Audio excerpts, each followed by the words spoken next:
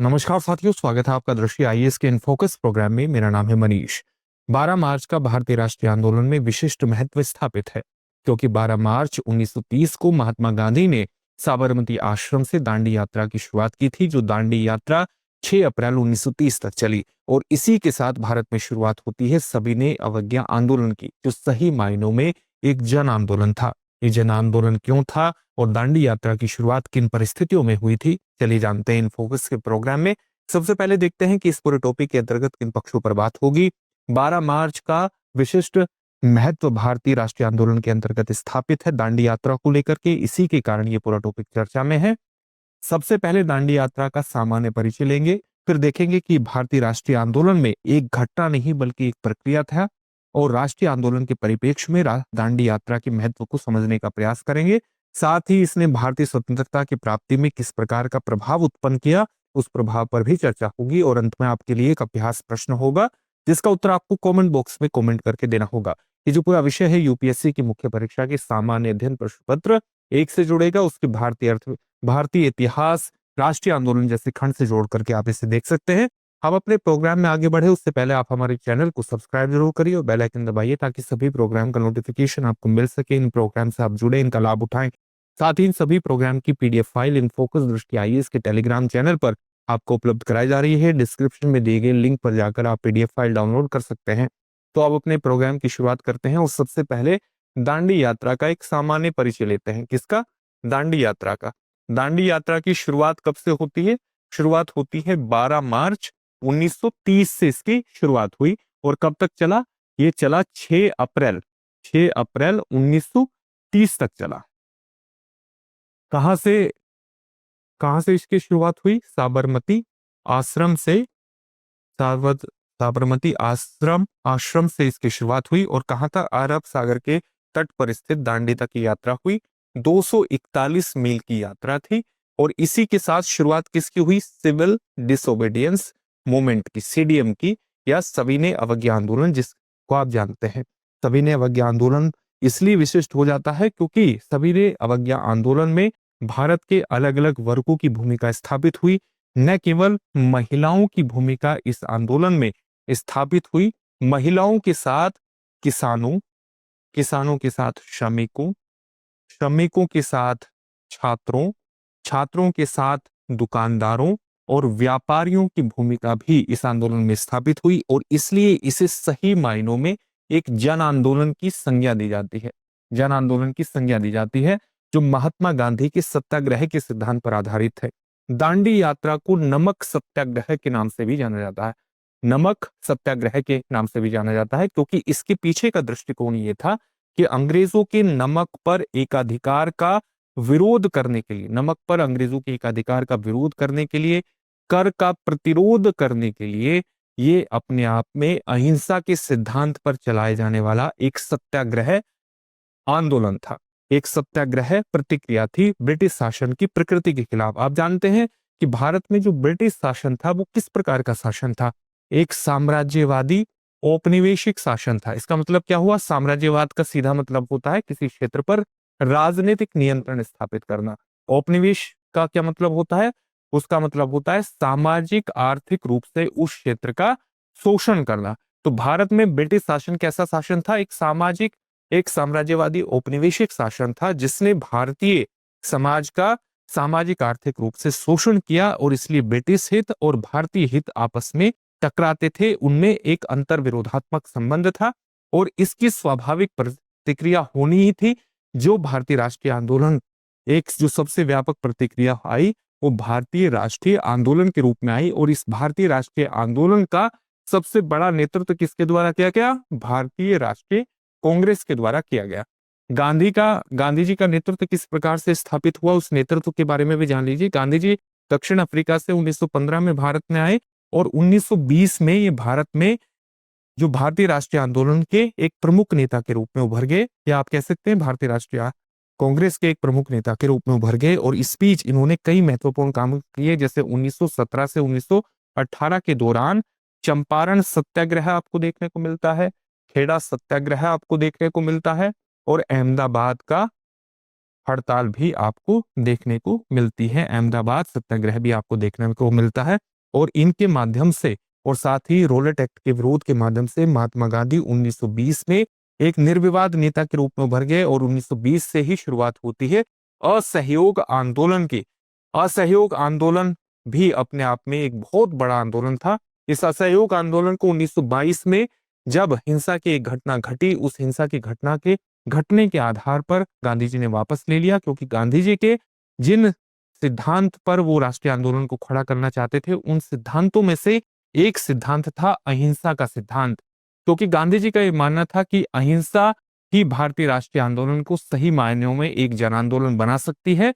क्योंकि ब्रिटिश शासन अपने आप में इतना शक्तिशाली है कि अगर किसी भी प्रकार की हिंसा घटित होती है तो उसे भारतीय राष्ट्रीय आंदोलन का दमन करने का एक आधार प्राप्त हो जाएगा, और इसलिए भारतीय राष्ट्रीय आंदोलन अपने जन्म लेने से पहले ही अपने आप में निपट जाएगा। इसलिए जरूरी है कि भारतीय राष्ट्रीय आंदोलन अहिंसा के सिद्धांत पर आधारित हो, जिससे राष्ट्रीय आंदोलन को जन आंदोलन बनाया जा सके, जिसकी परिणति अंततः भारतीय स्वतंत्रता में हो। तो इस प्रकार के सिद्धांत, इस प्रकार का दृष्टिकोण गांधी जी ने स्थापित किया था। इस दृष्टिकोण में अहिंसा के साथ साथ सत्य का आग्रह करना, यानी सत्याग्रह भी एक महत्वपूर्ण दृष्टिकोण था गांधी जी का।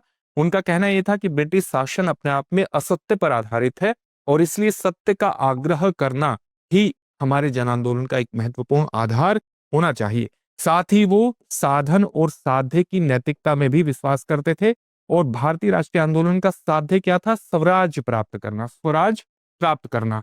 और जिस प्रकार से स्वराज अपने आप में एक नैतिक लक्ष्य है, उसी प्रकार से स्वराज को प्राप्त करने के जो साधन है वो भी नैतिक होने चाहिए। गांधी जी का यह भी दृष्टिकोण था, इसलिए उनका जो पूरा दृष्टिकोण था वो नैतिकता के सिद्धांत पर आधारित था, और इसी के आधार पर उन्होंने राष्ट्रीय आंदोलन का नेतृत्व किया और इसमें कई चीजों को उन्होंने आधार बनाया। उनमें आधारों में कौन कौन सी चीज थी? असहयोग उनका एक प्रमुख साधन था, आधार था। असहयोग साधन था राष्ट्रीय आंदोलन को आगे बढ़ाने का। उसी प्रकार से सविनय अवज्ञा करना, सविनय अवज्ञा करना, सविनय रूप से कानूनों की अवज्ञा करना उनका एक महत्वपूर्ण साधन था। उसी प्रकार से भूख हड़ताल भी उनका एक महत्वपूर्ण, ये सारे सत्याग्रह और अहिंसा के सिद्धांत पर आधारित थे, नैतिकता के सिद्धांत पर आधारित था। और इसी प्रकार से राष्ट्रीय आंदोलन को वो यात्राओं के माध्यम से भी एक जन आंदोलन बनाना चाहते थे, और यात्राओं में दांडी यात्रा एक प्रमुख यात्रा थी जिसकी शुरुआत 12 मार्च से हुई, और इसने सविनय अवज्ञा आंदोलन की पृष्ठभूमि, सीडीएम की पृष्ठभूमि का निर्माण कर दिया। अब हम देखते हैं कि सीडीएम जो बना उसका व्यापक परिप्रेक्ष्य क्या था। सिविल डिसओबीडियंस मूवमेंट का, सविनय अवज्ञा आंदोलन का व्यापक परिप्रेक्ष्य क्या था राष्ट्रीय आंदोलन में, उसको जानेंगे।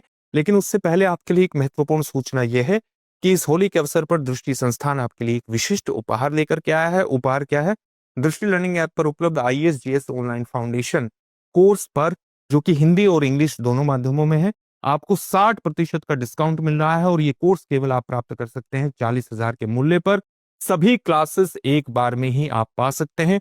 ये ऑफर 12 मार्च तक ही आपके सामने उपलब्ध है, इसलिए इस ऑफर का तुरंत लाभ उठाने के लिए दृष्टि लर्निंग ऐप को तुरंत डाउनलोड कीजिए, या आप हमें कॉल कर सकते हैं 8750187501 पर। साथ ही डिस्क्रिप्शन में दिए गए लिंक पर जाकर भी आप इस सुविधा का लाभ उठा सकते हैं, अपने आप को रजिस्टर कर सकते हैं। एक once in a lifetime opportunity है, 12 मार्च तक उपलब्ध है।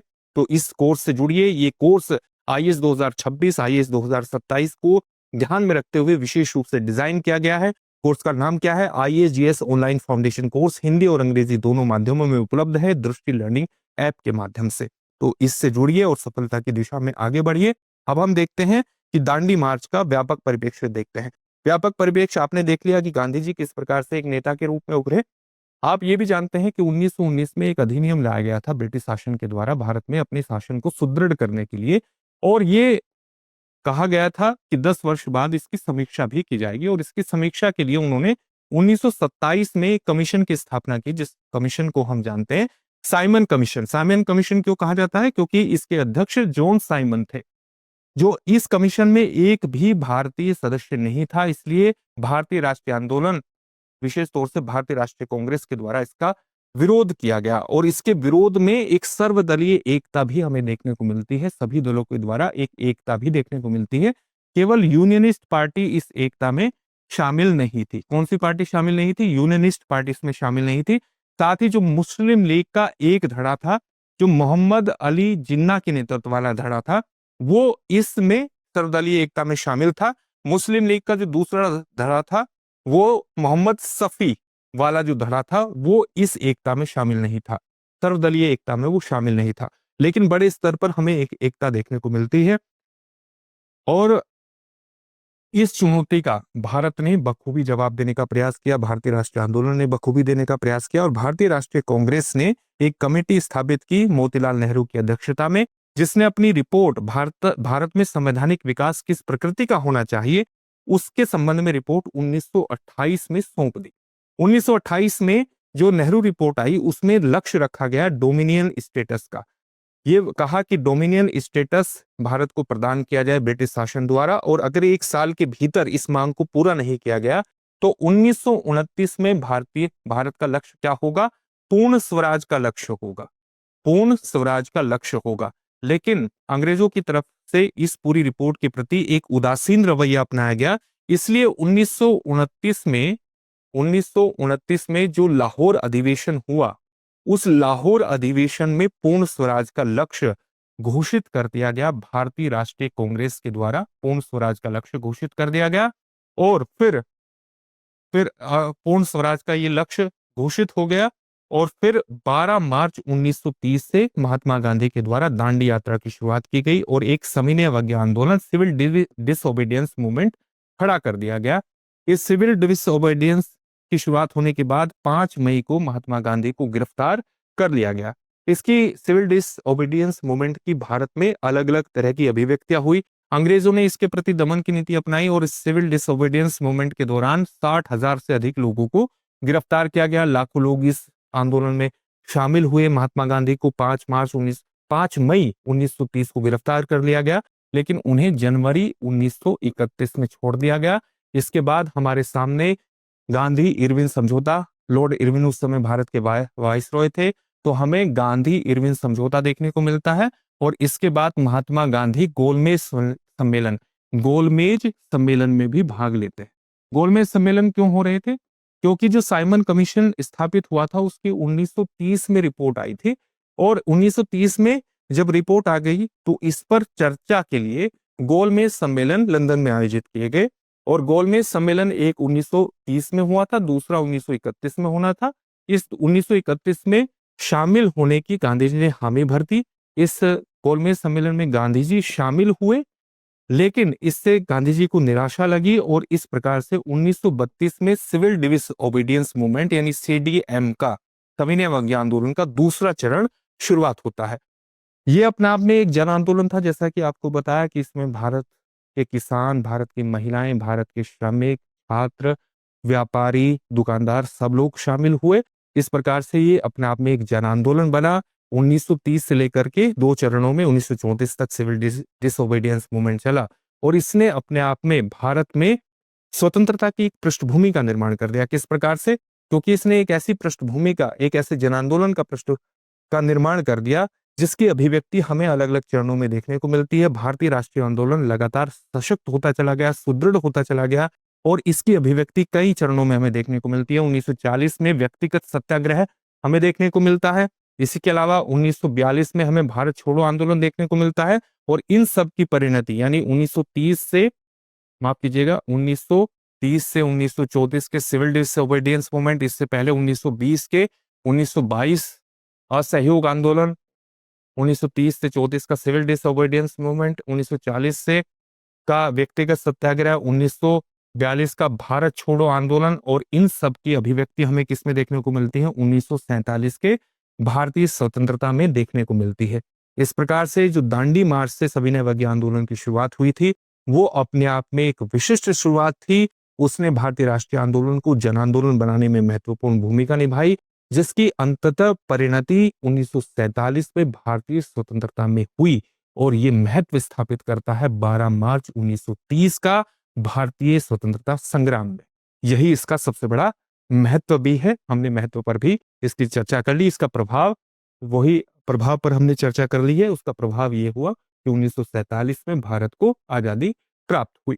अब इससे संबंधित एक प्रश्न देखेंगे, लेकिन उससे पहले आपके लिए एक और महत्वपूर्ण सूचना है। दृष्टि संस्थान होली के अवसर पर कई तरह की छूट आपके लिए लेकर के आया है होली के विशिष्ट अवसर पर। जैसे दृष्टि लर्निंग ऐप पर उपलब्ध सभी ऑनलाइन कोर्सेज पर 5 से 12 मार्च तक 60% का डिस्काउंट रहेगा। साथ ही सभी बुक्स और टेस्ट सीरीज पर 40% की आपको छूट दी जाएगी। इसके लिए आप तुरंत डाउनलोड कीजिए दृष्टि लर्निंग ऐप, या आप कॉल कर सकते हैं 8750187501, या डिस्क्रिप्शन में दिए गए लिंक पर जाकर भी आप इस छूट का लाभ उठा सकते हैं और अपने आप को रजिस्टर करा सकते हैं। Once in a lifetime opportunity का लाभ जरूर उठाइए और सफलता की दिशा में आगे बढ़ जाइए। अब हम देखते हैं अभ्यास प्रश्न। निम्नलिखित में से किसकी शुरुआत दांडी मार्च से हुई थी? आपके सामने ऑप्शन है होम रूल आंदोलन, असहयोग आंदोलन, सविनय अवज्ञा आंदोलन या भारत छोड़ो आंदोलन। इस प्रश्न का उत्तर आप हमें कमेंट बॉक्स में कमेंट करके जरूर दीजिए। फिर से एक नए सेशन में आपसे मुलाकात होगी। धन्यवाद।